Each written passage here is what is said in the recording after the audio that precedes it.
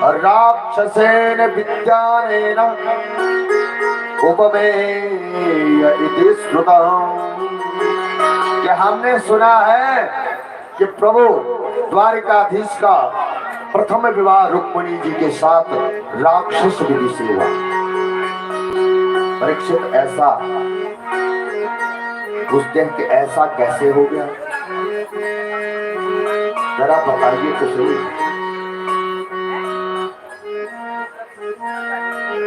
सुखदेव जी कहते हैं राजन सुनो, कहते हैं राजा भीष्मको नाम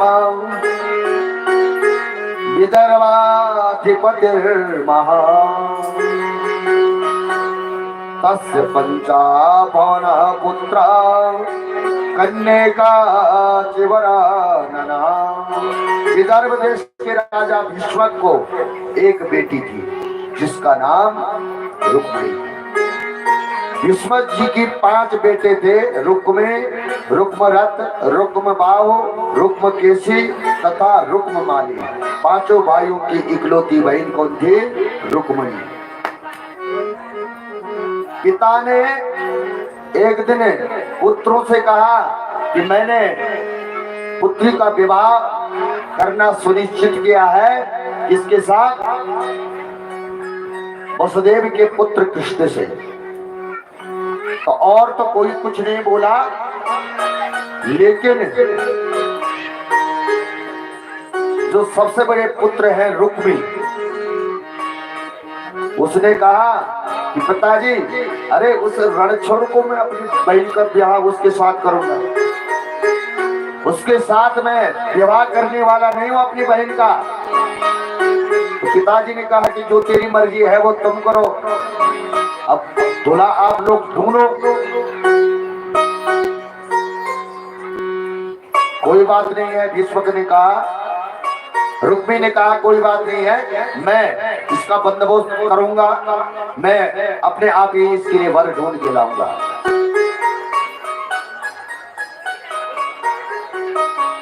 पिताजी चुप हो गए। ठीक है, इस प्रकार से कह करके पिताजी आप लोग आराम करो।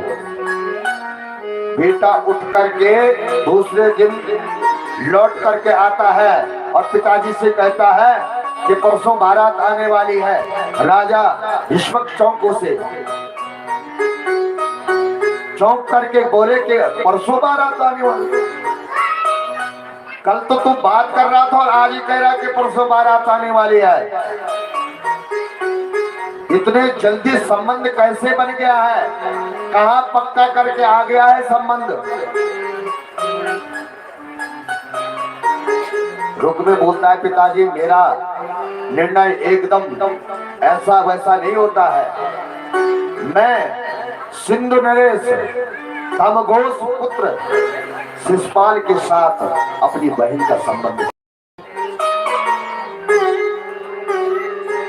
मैंने उसे समझा दिया है, वो परसों बारात लेकर के आ गया। तैयारियां होने लगे। रुक्मिणी इधर परेशान हो गई कि मेरे मन में तो कोई और है और मेरे भैया जो है मेरी शादी शिशुपाल के साथ कराना, क्या किया जाए? तो रुक्मिणी अपनी भाइयों के पास गई। भाइयों ने मंत्रणा की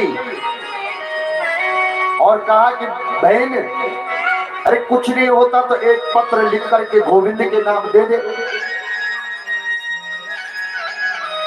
तो तुरंत एक ब्राह्मण को बुलाया, ब्राह्मण के हाथ में पत्र लिख करके दिया और ब्राह्मण को कहा कि ये द्वारिकाधीश को दे करके आओ। ब्राह्मण वेग से दौड़ करके सीधे द्वारिका पहुंच गए और द्वारिका जा करके भगवान तो ब्राह्मण के अनन्य भक्त हैं, उन ब्राह्मण को आसन दिया। आसन देने के बाद उनको भोजन इत्यादि करवाया। फिर प्रश्न किया कि पंडित जी आप किस लिए आए हैं? तो पत्र पढ़ा। पत्र में रुक्मिणी का जो हाल था, सारी व्यवस्थाएं लिखी थी। भगवान ने कहा कि जितनी जितनी चीजें रुक्मिणी ने इस पत्र में लिखी हैं, मैं भी संत महात्माओं से उनके नाम का, उनकी महिमा का नाम सुनते सुनते मेरा मन भी रुक्मिणी को पाने के लिए तरस रहा है। भगवान ब्राह्मण को साथ लेकर के